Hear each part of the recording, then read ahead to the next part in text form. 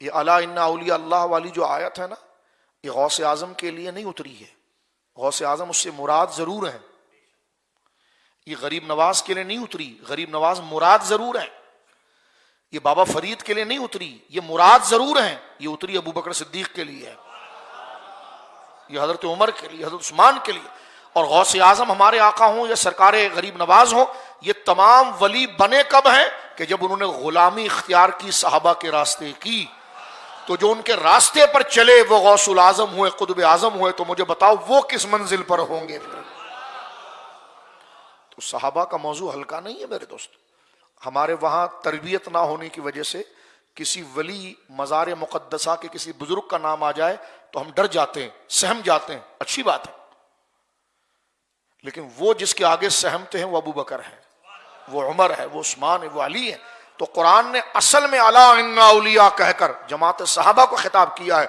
بات کے اولیاء غوث اعظم ہو یا دو عظیم، وہ براہ راست مراد نہیں ہے، وہ صحابہ کی غلامی میں آ کر پھر مراد بنتے ہیں. اور اس آیت کے جو براہ راست ہیں وہ حضرات صحابہ اکرام ہیں. کوئی حد ہے ان کے حدود کی؟ یعنی حضور کی یہ نعت صحابہ کی منقبت اگر آپ بنا کر دے بعد الانبیاء ان کے دائرے کو دیکھیں تو اب دیکھیں قرآن کیا کہتا ہے. لقد رضی اللہ عن المؤمنین، یعنی انہوں نے اپنی زندگی میں اتنے نیک کام کیے ہیں کہ اللہ ان سے زندگی میں راضی ہو گیا. کیونکہ یہ بات وہ کر سکتا ہے کہ راضی ہو گیا، کیونکہ قیامت میں فیصلے ہوں گے کہ بندہ ٹھیک ہے کہ نہیں ہے.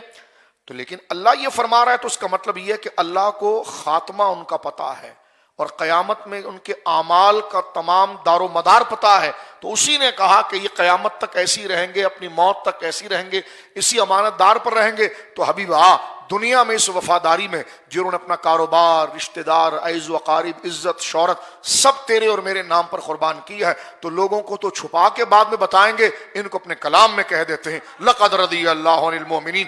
جو یہ بیابان میں آ کر 400 میل دور اس دھوپ کے اندر بیابان میں حدیبیہ پر کھڑے ہوئے ہیں. کبھی مقام حدیبیہ کو پڑھنا، صلح حدیبیہ، اللہ اکبر، بڑے بڑے بہادروں کا جگر پگھل جائے خوف سے، اور صحابہ حضور کے ساتھ کھڑے ہیں. رب نے فرمایا ہم نے آزما لیا ان کو اور ان کو سند ڈگری دے دی ہے کہ ہم ان سے راضی ہو گئے.